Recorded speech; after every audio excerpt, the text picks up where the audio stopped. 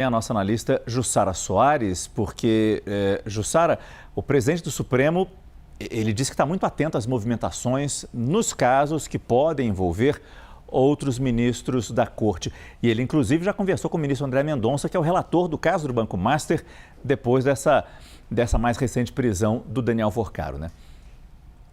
Exatamente, Márcio. Ontem, o presidente do Supremo Tribunal Federal, Edson Fachin, se reuniu com o ministro André Mendonça, que é o relator do caso Master, mas também do INSS, que apura essas fraudes em aposentadorias e pensões. Bem, Márcio, o ministro Edson Fachin, ele tem, diante desse agravamento da crise na corte, tem conversado com diversos ministros, até porque, embora ele não tenha tratado diretamente sobre o caso Master e as suspeitas levantadas sobre a relação de ministros como Alexandre de Moraes com Daniel Forcaro e também o ministro Dias Toffoli, o clima não está bom na corte. A corte está fragmentada e sente já os impactos dessa crise na própria imagem do Supremo Tribunal Federal. Então, diante disso, o presidente do STF tem feito essas conversas com os ministros e ontem foi a vez de falar com André Mendonça,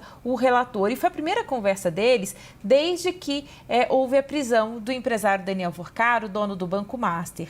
E, além disso, depois também do vazamento das mensagens, inclusive com citações ao ministro Alexandre de Moraes, conforme foi revelado pelo jornal O Globo. Então, Márcio, teve essa conversa ontem. O que me dizem nos bastidores sobre essa relação do ministro André Mendonça e também do presidente Edson Fachin? Edson Fachin, como contou aqui o Caio, ele é um defensor do Código de Conduta e há uma percepção de que toda essa crise envolvendo o Banco Master reforça ainda mais essa defesa dele por esse Código de Conduta. O próprio ministro André Mendonça, que a gente vê na imagem, ele também é defensor de uma linha de atuação, algo que coloque limite na atuação dos ministros na corte. Bem, e aí, diante dessa pressão que a gente vê no Supremo Tribunal Federal, fui questionar também com interlocutores do Supremo Tribunal Federal se pode haver algum tipo de contenção na atuação de André Mendonça. O que me dizem é que não, que André Mendonça segue muito tranquilo e que ele não deve recuar dessa apuração.